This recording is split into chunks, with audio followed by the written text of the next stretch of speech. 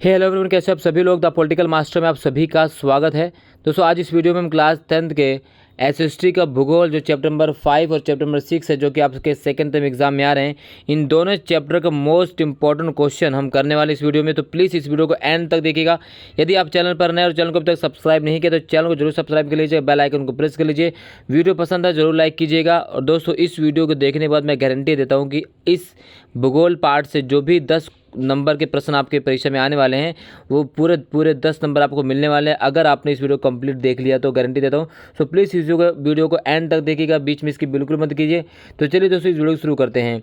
तो यहाँ पर जो पहला चैप्टर है दोस्तों वो है विनिर्माण उद्योग। ठीक है, तो विनिर्माण उद्योग से क्वेश्चन कैसे पूछे जा सकते हैं वो है कि विनिर्माण का क्या महत्व है। ठीक है, इस तरह से क्वेश्चन पूछा जा सकता है। विनिर्माण का महत्व, कच्चे माल को मूल्यवान उत्पाद में परिवर्तित करना ही विनिर्माण है। और विकास की रीढ़ क्यों कहा जाता है इसे। ठीक है, तो इसे विकास की ऋण क्यों कहा जाता है। और कृषि के आधुनिकीकरण में सहायक, बेरोजगारी, गरीबी को कम करना, व्यापार में वृद्धि, विदेशी मुद्रा की प्राप्ति करना। इससे जो है क्वेश्चन यहाँ से डायरेक्ट 2 नंबर क्वेश्चन पूछे जा सकते हैं। ठीक है, चलिए यहाँ पर देख सकते हैं दोस्तों, कौन सा उद्योग चूना पत्थर को कच्चे माल के रूप में प्रयुक्त करता है। तो सीमेंट उद्योग जो है चूना पत्थर को कच्चे माल के रूप में प्रयुक्त करता है। कौन सी एजेंसी सार्वजनिक क्षेत्र में स्टील को बाजार में उपलब्ध कराती है। तो वह है SAIL Steel Authority of India Limited. इस तरह से क्वेश्चन जो है 2-2 नंबर के जो है पूछे जा सकते हैं, इसको आपको कर लेना है। अगला है निम्नलिखित प्रश्नों का उत्तर लगभग 80 शब्दों में दीजिए। विनिर्माण क्या है। उद्योगों की अवस्थिति को प्रभावित करने वाले 3 भौतिक कारक बताइए। औद्योगिक अवस्थिति को प्रभावित करने वाले 3 मानवीय कारक बताइए। और आधारभूत उद्योग क्या है, उदाहरण देकर बताइए। तो इस तरह से क्वेश्चन पूछा गया है। तो सबसे पहले दोस्तों क्या विनिर्माण क्या है। कच्चे पदार्थ को मूल्यवान उत्पाद में परिवर्तित कर अधिक मात्रा में वस्तुओं के उत्पादन को विनिर्माण या वस्तु निर्माण कहा जाता है। ठीक है, और उद्योग की अवस्थिति को 4 जो भौतिक कारक प्रभावित करते हैं वो कौन कौन से। वायु प्रदूषण। ठीक है, वायु प्रदूषण से उद्योग प्रभावित होते हैं। जल प्रदूषण, तापीय प्रदूषण और ध्वनि प्रदूषण। ठीक है, इस तरह से आपको एक कर लेना है। यहाँ से 4 नंबर के क्वेश्चन जो है पूछे जा सकते हैं दोस्तों। ठीक है, इसके अलावा पर्यावरणीय निम्नीकरण की रोकथाम के उपाय क्या है। तो पर्यावरण को निम्नीकरण की रोकथाम कौन कौन से उपाय होने चाहिए। उद्योगों में जल का न्यूनतम उपयोग तथा जल का 2 या 2 से अधिक उत्तरोत्तर अवस्थाओं में पुनर्चक्रण द्वारा पुनः उपयोग किया जाना। जल की आवश्यकता पूर्ति के लिए वर्षा जल संग्रहण किया जाना चाहिए, है ना। भूमिगत जल के स्तर कम होने वाले स्थानों पर उद्योगों द्वारा इसके अधिक निष्कासन पर कानून द्वारा प्रतिबंध लगाना चाहिए। ठीक है, ये सारी चीज़ आपको उपाय करने हैं। काफ़ी इंपॉर्टेंट है दोस्तों, इसको जरूर कर लेना है। इसका जो PDF है मोस्ट इंपॉर्टेंट, इसका जो PDF हमारे टेलीग्राम चैनल पर उपलब्ध है, वहाँ से अगर आपसे फ्री ऑफ कॉस्ट डाउनलोड कर सकते हैं दोस्तों। द पॉलिटिकल मास्टर चैनल जो है आपको सर्च करना है, डायरेक्ट आपको लिंक मिल जाएगा दोस्तों। विनिर्माण उद्योग कृषि के लिए कौन कौन से उत्पादों का निर्माण करता है, किन्हीं 3 का उल्लेख कीजिए। तो कौन को। सिंचाई के लिए पंप, उर्वरक, कीटनाशक दवाएं, प्लास्टिक पाइप आदि। ठीक है, इसी तरह से पूंजी निवेश के आधार पर उद्योगों को वर्गीकरण कीजिए। तो पूंजी निवेश के आधार पर जो है उद्योगों को 2 भागों में बांटा गया है, लघु उद्योग और वृहद उद्योग। यह परिसंपत्ति की इकाई पर अधिकतम निवेश मूल्य के परिप्रेक्ष्य में निश्चित किया जाता है और ये निवेश सीमा के अनुसार बदलती रहती है। वर्तमान में सीमा 1 करोड़ रुपये तक है। इसी प्रकार से जो है लघु उद्योग जो है जिसमें 1 करोड़ से अधिक व्यय किया जाता है उसे हम क्या कहते हैं, जो है वृहद उद्योग कहते हैं। ठीक है, अगला क्वेश्चन जैसे पूछा जाता है तो वह क्या है। औपनिवेशिक काल में हमारे परंपरागत सूती वस्त्र उद्योगों को हानि का क्या कारण था। तो औपनिवेशिक काल के दौरान हमारे परंपरागत उद्योगों को हानि हुई क्योंकि हमारे उद्योग इंग्लैंड के मशीन निर्मित वस्त्रों से स्पर्धा नहीं कर सके। ठीक है, पटसन उद्योग में विश्व में भारत का क्या स्थान है। तो पटसन उद्योग में जो है पटसन भारत और पटसन निर्मित सामान का सबसे बड़ा उत्पादक है और भारत बांग्लादेश के पश्चात दूसरा सबसे बड़ा निर्यातक देश है। ठीक है, इस तरह से भारत में पटसन उद्योग अधिकतर किस स्थान पर स्थित है। तो भारत में लगभग 70% जो पटसन उद्योग हैं इनमें से अधिकांश पश्चिम बंगाल में हुगली नदी के तट पर 90% किलोमीटर लंबी तथा 3 किलोमीटर चौड़ी एक संकरी मेखला में स्थित है। राष्ट्रीय पटसन नीति 2005 का क्या उद्देश्य था। 2 नंबर इस तरह क्वेश्चन पूछा जा सकता है। भारतीय अर्थव्यवस्था में वस्त्र उद्योग का विशेष महत्व है, इस कथन पक्ष में तर्क दीजिए। तो भारतीय अर्थव्यवस्था में वस्त्र उद्योग का क्या महत्व है, यहाँ पर देख सकते हो पूरा उत्तर लिखा हुआ है। इसी प्रकार से क्वेश्चन पूछा गया कि चीनी उद्योग सरकारी क्षेत्र के लिए क्यों उपयुक्त हैं। ये भी बताइए कि कुछ वर्षों से चीनी मिलों की स्थापना दक्षिणी और पश्चिमी राज्यों में क्यों हो रही है। ठीक है, तो यहाँ पर आप देख सकते हो इसका कंप्लीट उत्तर यहाँ पर दिया गया दोस्तों, इसको आपको कर लेना है। ठीक है, इसका जो PDF हमारे टेलीग्राम चैनल पर भी अवेलेबल, वहाँ से भी जाकर से डाउनलोड कर सकते हैं आप लोग। भारत में एल्युमिनियम प्रगलन उद्योग का वर्णन कीजिए। तो भारत में एल्युमिनियम प्रगलन जो उद्योग है, तो भारत में एल्युमिनियम प्रगलन उद्योग दूसरा सर्वाधिक महत्वपूर्ण धातु शोधन उद्योग है। ये हल्का, जंग अवरोधी, ऊष्मा का सुचालक, लचीला है तथा अन्य धातुओं के मिश्रण से इसे कठोर बनाना संभव है। इसका प्रयोग हवाई जहाज, बर्तन तथा तार बनाने में होता है। देश में 8 एल्युमिनियम प्रगलन संयंत्र उड़ीसा में हैं। पश्चिम बंगाल, केरल, उत्तर प्रदेश, छत्तीसगढ़, महाराष्ट्र और तमिलनाडु में लगाए गए हैं और इन प्रागलाकों में बॉक्साइट को कच्चे पदार्थ के रूप में प्रयोग किया जाता है। तो इस तरह से क्वेश्चन नंबर जो है पूछा जा सकता है दोस्तों।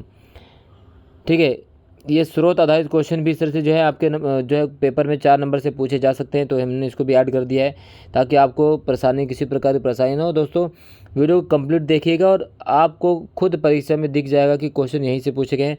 तो कंप्लीट देखिए, पूरा देखिए और इसको सही से प्रैक्टिस भी कीजिए दोस्तों। ठीक है, इसके बाद हम जो है सैम्पल पेपर भी पूरा कवर करवाने वाले हैं आप सभी को पूरा। ठीक है, तो वो भी आपको देख लेना है। तो चैनल को सब्सक्राइब जरूर कीजिएगा और बेल आइकन को प्रेस कर लीजिएगा।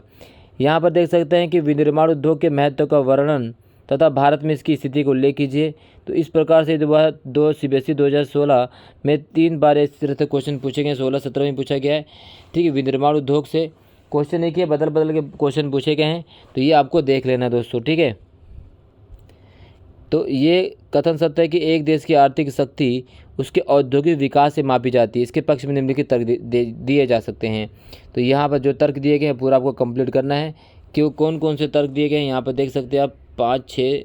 ठीक है, ये सारी चीज़ आपको कर लेनी है दोस्तों। ठीक है, चलिए नेक्स्ट क्वेश्चन पूछा गया, कृषि और उद्योग एक दूसरे के पूरक स्पष्ट कीजिए अथवा उदाहरण सहित बताइए कि उद्योगों ने किस प्रकार कृषि उत्पादन में वृद्धि करने में सहयोग दिया है। CBSE 2015 में और 2017 में दोस्तों क्वेश्चन पूछा गया है।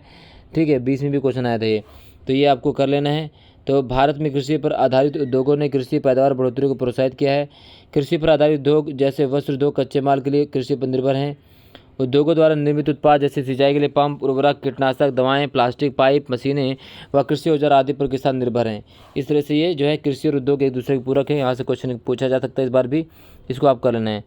CBSE 2016 में बार क्वेश्चन पूछा गया, कच्चे माल, प्रमुख भूमिका और पूंजी निवेश के आधार पर उद्योगों का वर्गीकरण कीजिए। तो ये इस तरह से 3 क्वेश्चन पूछे गए हैं। रिपीटेड क्वेश्चन दोस्तों बार पूछा जाता है और इस बार पूछे जाने की पूरी संभावना है, तो इसको आपको कर लेना है, छोड़ना बिल्कुल भी नहीं है दोस्तों। ठीक है, इसको पूरा कर लेना है।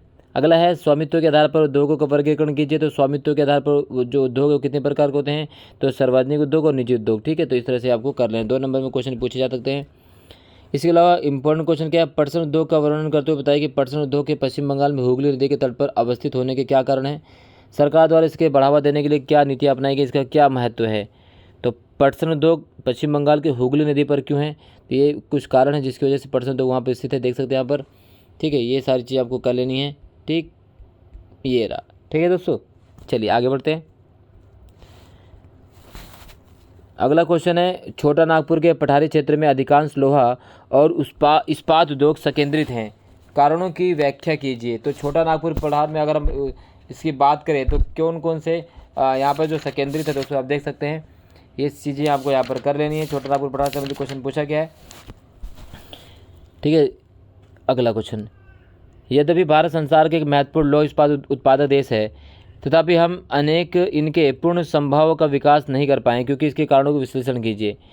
तो क्यों नहीं विकास कर पाए हैं, उच्च लागत है, कोकिंग कोयले की सीमित उपलब्धता, कम श्रमिक उत्पादकता, ऊर्जा की अनियमित पूर्ति, अविकसित अवसंरचना, ये सारी चीज़ें आप देख सकते हैं दोस्तों। ठीक है, सूचना और प्रौद्योगिकी तथा इलेक्ट्रॉनिक उद्योग का वर्णन कीजिए। तो सूचना और प्रौद्योगिकी तथा इलेक्ट्रॉनिक उद्योग का वर्णन यहाँ पर पूरी तरह से किया गया है, आप यहाँ पर देख सकते हैं।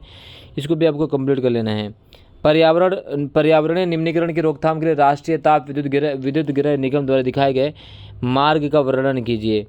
ठीक है, तो ये है विनिर्माण उद्योग से संबंधित इंपॉर्टेंट क्वेश्चन। इसके अलावा इस चैप्टर से जो है मैप जो है पूछा जाएगा दोस्तों, मैप मानचित्र, यानी इसमें आपसे भारत में लोहा और इस्पात संयंत्र स्थानों को दर्शाया जाता है, इस तरह क्वेश्चन पूछे जा सकते हैं।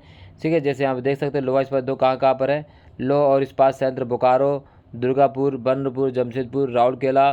ठीक है, यहाँ पर देख सकते हैं बोकारो है, दुर्गापुर है, बर्नपुर है, जमशेदपुर, राउरकेला, भिलाई, विशाखापट्टनम, विजयनगर, भद्रावती।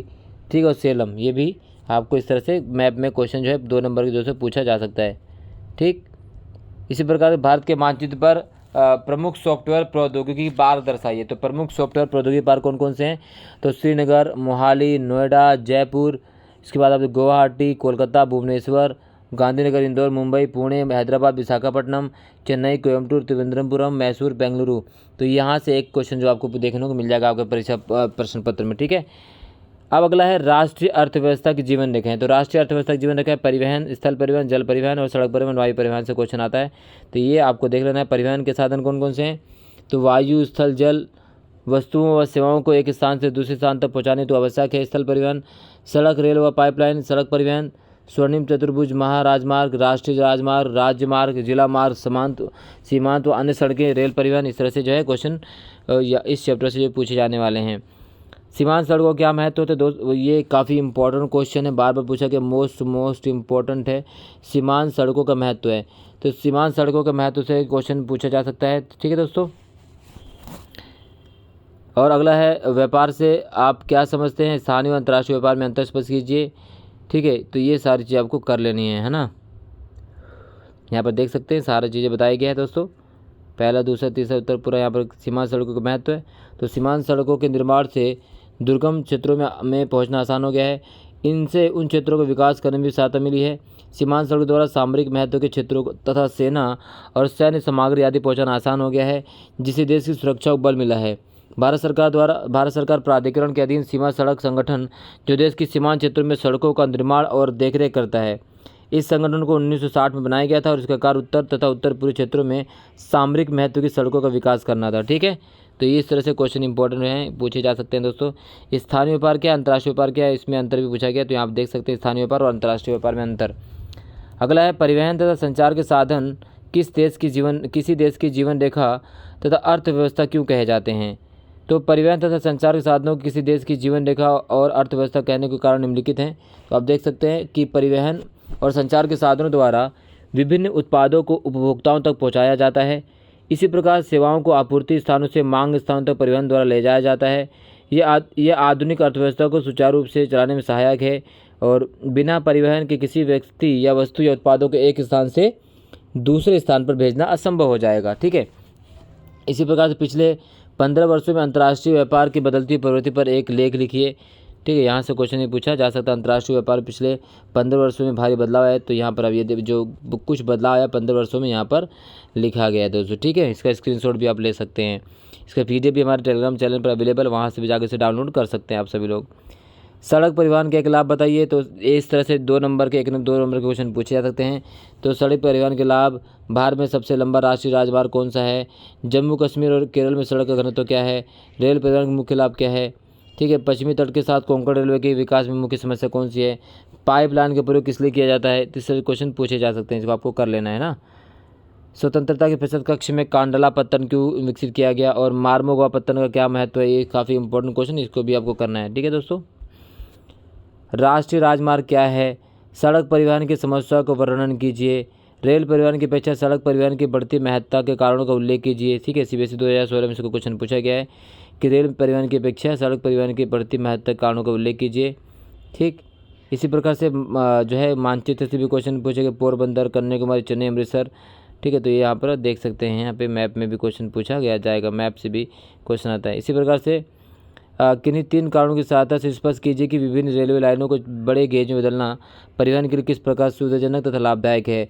तो जो है विभिन्न रेलवे लाइनों को बड़े गेज में क्यों बदला जाना चाहिए, यहाँ पर इसको दिखाया गया क्यों बदला जाना चाहिए, इसके कारण भी दिए गए, इसको आपको कर लेना दोस्तों। दूरगामी राष्ट्रीय महामार्गों के विकास क्यों किया गया, किन्हीं 3 बिंदुओं की व्याख्या कीजिए। CBSE 2017 में पूछा गया है।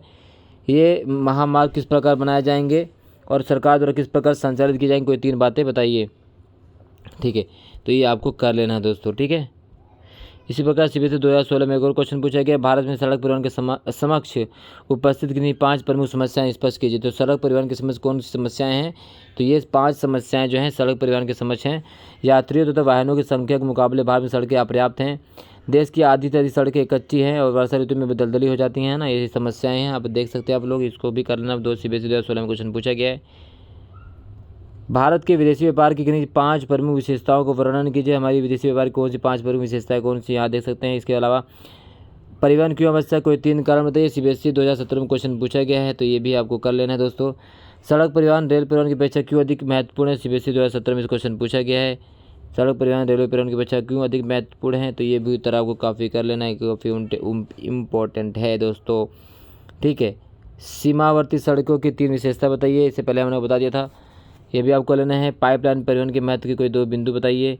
जल परिवहन का क्या महत्व है, भारत के 2 राष्ट्रीय नौगों में जलमार्ग का नाम बताइए। हल्दिया, ठीक है, सदियत धुबरी। CBSE दिल्ली 2017 में क्वेश्चन पूछा गया है। 2017 में भी क्वेश्चन पूछा गया, भारत में उर्वरक उद्योग के विषय में आप क्या जानते हैं, विस्तार में लिखिए। उर्वरक उद्योग के विषय में आप क्या जानते हैं, विस्तार में 4 नंबर जो है यहाँ से क्वेश्चन पूछा जा सकता है दोस्तों, इसको पूरा आपको कर लेना है। अगला अगर हम बात करें तो है भारत में उद्योगों के विकेंद्रीकरण के लाभों की व्याख्या कीजिए। तो भारत में उद्योगों के विकेंद्रीकरण के लाभ हैं, ये आपको देखना है। ठीक है, पेट्रो रसायन उद्योग कहाँ केंद्रित हो गया है, उर्वरक उद्योग के लिए 2 कच्चे मालों के नाम दीजिए। ठीक, भारतीय कृषि में उपभोग की दृष्टि से उर्वरक तथा खाद में से प्रत्येक के 2 गुण और दोष बताइए। ठीक, 2 गुण दोष और यहाँ पर दिखाएगी उर्वरक और खाद के। ठीक है, ये आपको कर लेना है दोस्तों। स्वामित्व के आधार पर तथा कच्चे तथा तैयार माल की मात्रा व भार के आधार पर उद्योगों को वर्गीकरण कीजिए, ये क्वेश्चन यहाँ पर दिया गया है। ये भी मोस्ट इम्पोर्टेंट है दोस्तों, कर लेना आप सभी को ये भी। ठीक, अगला है निर्माण उद्योग के विकास से होने वाले राष्ट्रीय लाभों को बताइए, अथवा विनिर्माण का क्या महत्व है। तो विनिर्माण का क्या महत्व है, उससे क्या लाभ है, यहाँ पर मूल्य वृद्धि, राष्ट्रीय आय में वृद्धि, बेरोजगारी की समाप्ति, यातायात के साधनों का विकास, कृषि क्षेत्र के विकास। तो ये दोस्तों कंप्लीट इन 2 चैप्टर के मोस्ट इम्पॉर्टेंट क्वेश्चन है विनिर्माण उद्योग। ठीक है, यानी चैप्टर 5 और चैप्टर नंबर 6। इससे बाहर दोस्तों जितना भी हमने करा, इससे बाहर जो है परीक्षा प्रश्न में आपसे क्वेश्चन नहीं पूछे जाएंगे। अगर आपने कंप्लीट वीडियो देख ली तो गारंटी आपको 10 नंबर इस भूगोल से मिलने वाले हैं। वीडियो देखने के लिए बहुत बहुत धन्यवाद दोस्तों। वीडियो से संबंधित कोई भी डाउट, कोई भी क्वेश्चन है तो आप हमें कमेंट बॉक्स में कमेंट पूछ सकते हैं। बहुत बहुत धन्यवाद दोस्तों, जय हिंद।